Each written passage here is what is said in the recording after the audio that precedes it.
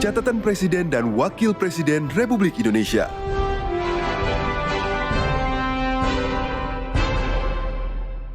Presiden Prabowo Subianto mendorong percepatan hilirisasi di Indonesia.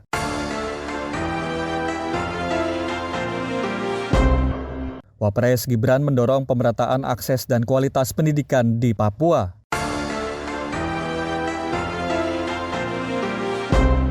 Inilah catatan Presiden dan Wakil Presiden RI pada pekan ini dalam menjalankan roda pemerintahan dan kenegaraan. Saya Hutomo Budi dan Ragil Lestari. Catatan Presiden dan Wakil Presiden Republik Indonesia.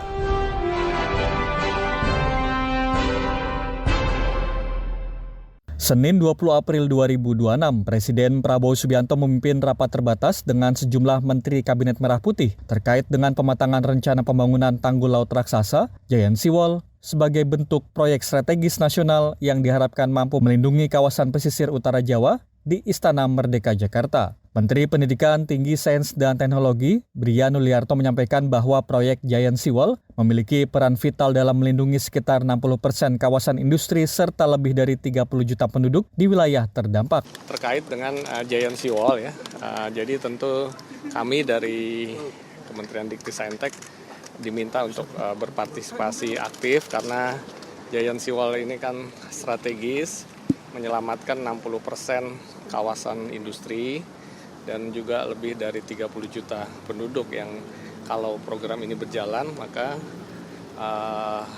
akan bisa menyelamatkan tadi dua hal itu setidaknya. Nah, banyak hasil-hasil penelitian di kampus ya yang juga sudah diuji coba. Salah satunya yang berhasil di Demak, Semarang ya. Itu juga nanti kita diminta berpartisipasi aktif. Jadi dosen-dosen yang selama ini penelitian-penelitian yang ada di kampus yang mendukung untuk percepatan dan menjadi lebih efisien tentang pengembangan Giant Seawall itu diminta untuk terlibat. Wakil Menteri Kelautan dan Perikanan yang juga menjabat sebagai Kepala Badan Pengelola Pantai Utara Jawa, Didit Herdiawan, menyampaikan bahwa proyek tersebut saat ini masih dalam tahap perencanaan. Pemerintah, kata dia, sedang melakukan pendalaman terhadap berbagai aspek, utamanya yang berkaitan dengan konstruksi. Percepatan Giant Seawall tidak hanya soal kecepatan pembangunan, tapi juga kualitas perencanaan. Kolaborasi pemerintah, akademisi, dan pelaku industri menjadi kunci agar proyek ini kokoh secara teknis, tepat secara ekonomi, dan berkelanjutan bagi lingkungan.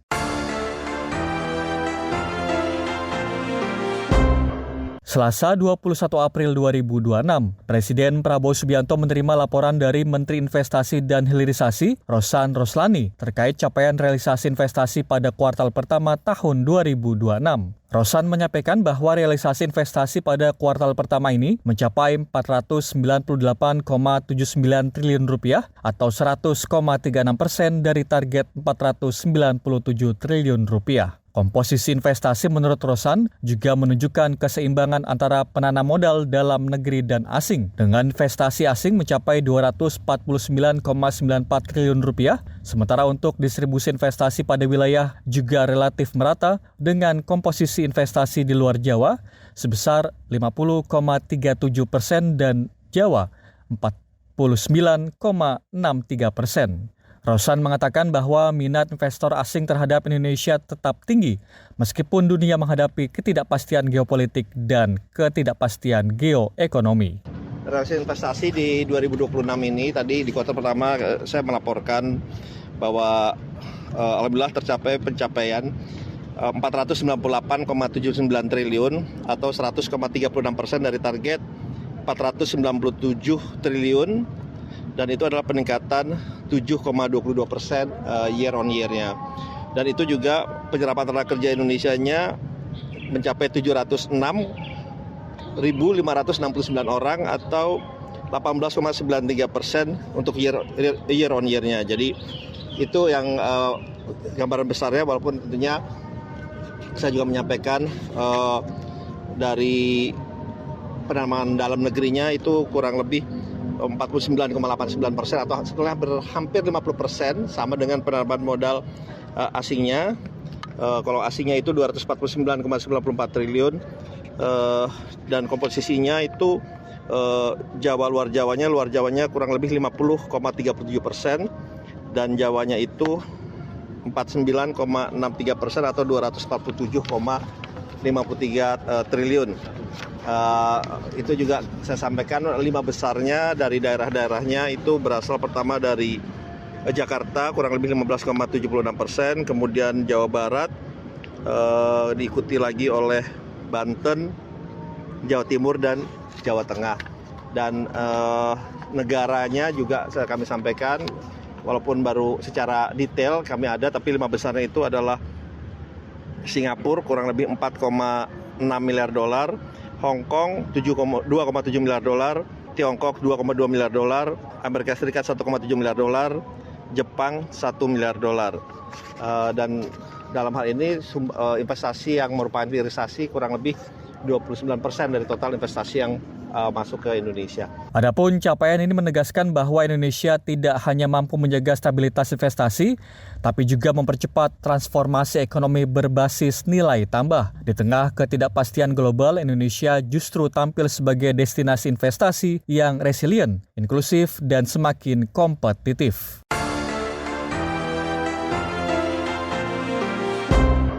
Selasa 21 April 2026, Presiden Prabowo Subianto menerima penasihat khusus Presiden bidang pertahanan nasional, Jenderal TNI Purnawirawan Dudung Abdurrahman di Istana Merdeka Jakarta, membahas perkembangan situasi pertahanan dan keamanan nasional di tengah dinamika geopolitik global. Seskap Teddy Indrawijaya dalam keterangan tertulisnya menyampaikan bahwa Kepala Negara menerima laporan terkait dengan kondisi terkini di bidang pertahanan dan keamanan, termasuk juga dinamika geopolitik yang terus berkembang. Selain menerima laporan, pertemuan tersebut Presiden Prabowo Subianto juga memberikan arahan strategis terkait sejumlah langkah ke depannya dalam menjaga, memperkuat, dan meningkatkan sistem pertahanan nasional untuk keamanan bangsa.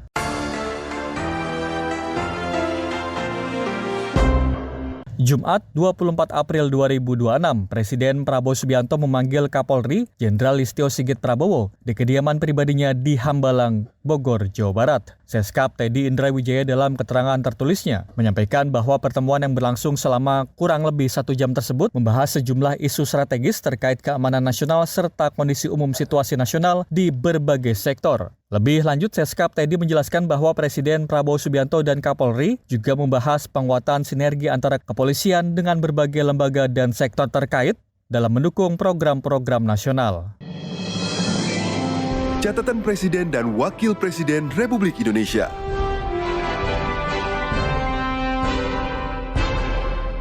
Senin 20 April 2026, Wakil Presiden Gibran Rakabuming Raka meninjau langsung pengembangan Bandara Dao Ature di Kabupaten Nabire, Papua Tengah untuk memastikan kesiapan infrastruktur transportasi udara dalam mendukung mobilitas masyarakat dan pertumbuhan ekonomi wilayah. Setibanya di lokasi, Wapres disambut oleh Gubernur Papua Tengah, Meki Nawipa, bersama unsur Forkopimda dan pemangku kepentingan terkait. Turut hadir dalam peninjauan ini antara lain Menteri Koordinator Bidang Politik dan Keamanan Jamari Caniago, Wakil Menteri Dalam Negeri Ripka Haluk, Kepala Badan Pengarah Percepatan Pembangunan Otonomi Khusus Papua atau BP3OKP Papua Tengah Petrus Waini, serta PLT Sekretaris Wakil Presiden Al-Muktabar. Di hari yang sama, Wakil Presiden Gibran Rakabuming Raka meninjau Rumah Sakit Aparatur Sipil Negara, kawasan pusat pemerintahan Provinsi Papua Tengah yang berada di Distrik Wanggar, Kabupaten Nabire, sebagai bagian dari komitmen pemerintah untuk memastikan kualitas infrastruktur hunian bagi ASN di wilayah timur Indonesia. Saat meninjau langsung unit kamar dan fasilitas bangunan, Wapres menyampaikan apresiasi atas proses pembangunan rusun yang dinilai sudah berjalan dengan baik. Namun, ia menekankan bahwa pada masa pemeliharaan seluruh kekurangan yang masih ditemukan harus segera diperbaiki secara menyeluruh dan dituntaskan sebelum proses serah terima kepada pemerintah Provinsi Papua Tengah. Wapres memberikan penekanan tegas kepada pemerintah daerah agar tidak menerima hasil pekerjaan apabila masih ditemukan cacat desain. Ia menegaskan bahwa setiap tahapan pembangunan harus memenuhi standar kualitas sejak perencanaan hingga pelaksanaan.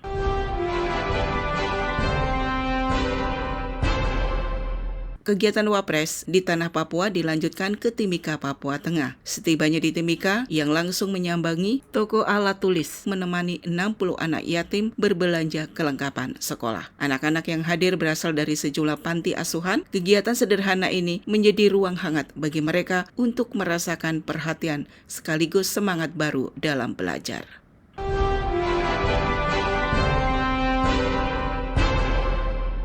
Selasa 21 April 2026, Wakil Presiden Gibran Rakabuming meninjau kawasan sentra pendidikan di Kabupaten Mimika, Papua Tengah. Dalam peninjauan tersebut, Wapres mengunjungi SD Negeri, SMP Negeri, dan SMA Negeri 5 sentra pendidikan, serta berinteraksi langsung dengan para siswa dan tenaga pendidik. Total terdapat 1.031 siswa yang menempuh pendidikan di kawasan ini, terdiri dari 205 siswa SD, 285 siswa SMP, dan 541 siswa SMA.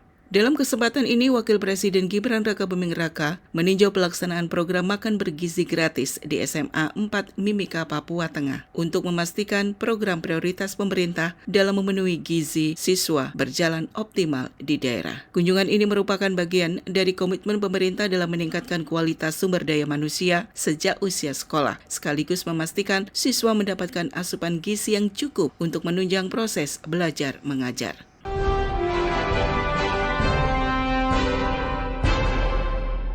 Selain itu, Wapres Gibran meninjau Mimika Comment Center di kantor Bupati Mimika, Papua Tengah. Peninjauan ini menekankan penguatan layanan publik berbasis digital yang mengadopsi konsep lapor Mas Wapres, sehingga masyarakat dapat menyampaikan aduan secara langsung dan terhubung dengan pemerintah daerah. Dalam kesempatan tersebut, Wapres menekankan pentingnya integrasi data lintas sektor agar setiap aduan masyarakat dapat ditindaklanjuti secara cepat, terukur, dan transparan. Selain itu, Wapres memberikan perhatian pada kualitas laporan yang masuk. Menurutnya, mekanisme penyaringan harus diperkuat agar laporan yang ditindaklanjuti benar-benar valid.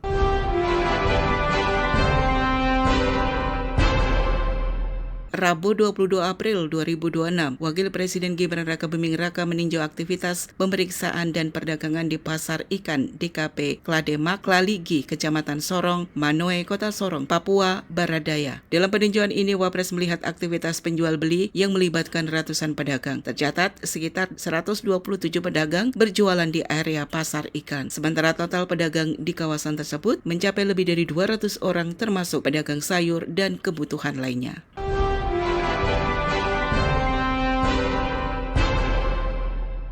Wakil Presiden Gibran Rakabuming Raka juga meninjau RSUD JP Wanane Kabupaten Sorong, Papua Baradaya pada Rabu 22 April 2026.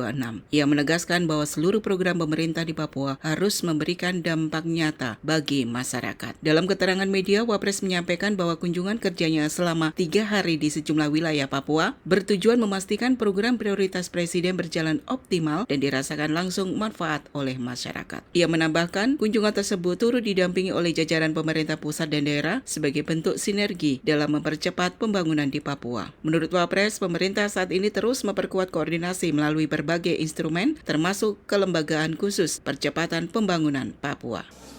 Terima kasih saya ucapkan kepada teman-teman media yang selama 3 hari ini mendampingi saya untuk berkunjung ke Nabire, Sorong, Raja Ampat, Yahukimo, dan juga Timika. Jadi dalam kunjungan ini, kebetulan ini juga didampingi oleh Pak Menko Polkam, Bu Wamendagri, para kepala daerah, Forkopimda, semuanya lengkap. Ya, kami sebagai pembantu Presiden berkomitmen untuk melakukan percepatan pembangunan di Papua. Apalagi sekarang sudah ada komite, sudah ada BP3OKP, semuanya kompak bahu-membahu untuk melakukan percepatan pembangunan di Papua. Kita sudah lihat pembangunan rumah sakit, kampung nelayan, sekolah-sekolah. Kita juga lihat program seperti MBG dan lain-lain. Kita pastikan program-program dari Bapak Presiden ini berjalan dengan baik di Papua. Dan yang paling penting, program ini semuanya impactful untuk warga Papua.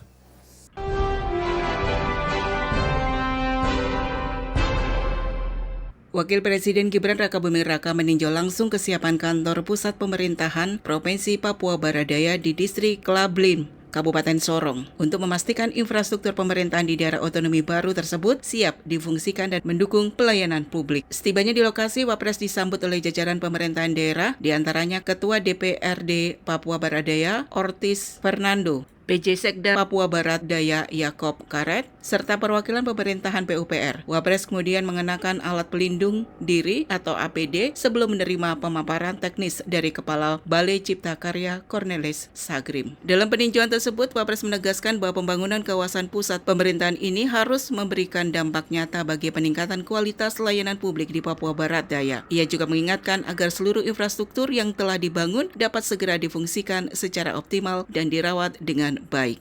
Pembangunan kantor kita pastikan sekali lagi tugas kita sekarang fokus membantu Bapak Presiden, fokus melakukan percepatan pembangunan di Papua. Dan tadi selama 3 hari teman-teman media bisa lihat sendiri perkembangan di Papua di 5 tempat yang saya sebut tadi seperti apa. Dan sekali lagi masukan-masukan, evaluasi dari seluruh warga, terutama warga Papua, ini sangat berarti untuk kita semua.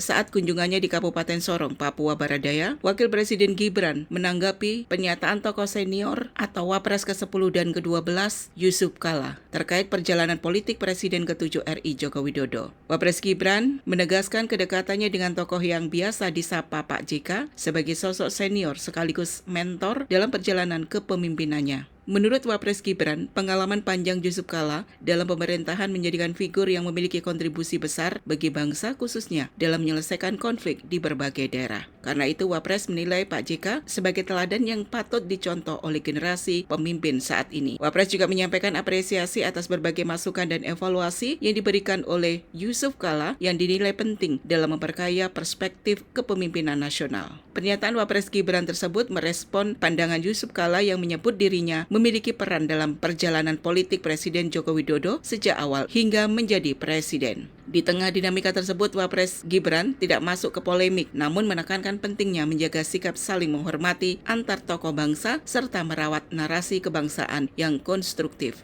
Ya, baik, terima kasih untuk pertanyaannya. Pak JK itu senior saya.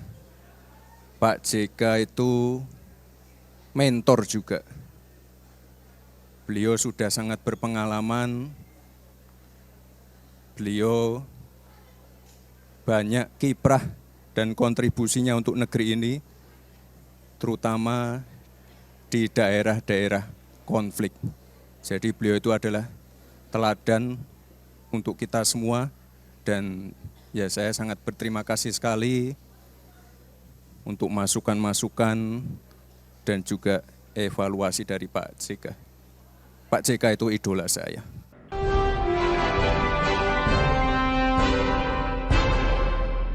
Melanjutkan rangkaian agenda kunjungan kerjanya, Wakil Presiden Gibran mengunjungi Kabupaten Raja Ampat. Kedatangan Wapres beserta rombongan di Bandara Marinda disambut hangat masyarakat setempat dengan suguhan tari gale-gale yang dibawakan oleh 20 orang penari. Tarian menyambutan ini menjadi simbol kegembiraan dan rasa syukur atas kehadiran Wapres di Raja Ampat. Dalam kunjungannya di Kabupaten Raja Ampat, Wakil Presiden Gibran Rakabuming Raka meninjau pelaksanaan program makan bergizi gratis di SD Negeri 2 Waisai Kabupaten Raja Ampat, Papua Barat Daya. Peninjauan ini merupakan bagian dari upaya Wapres dalam mengawal pelaksanaan program prioritas Presiden agar berjalan optimal dan tepat sasaran di lapangan.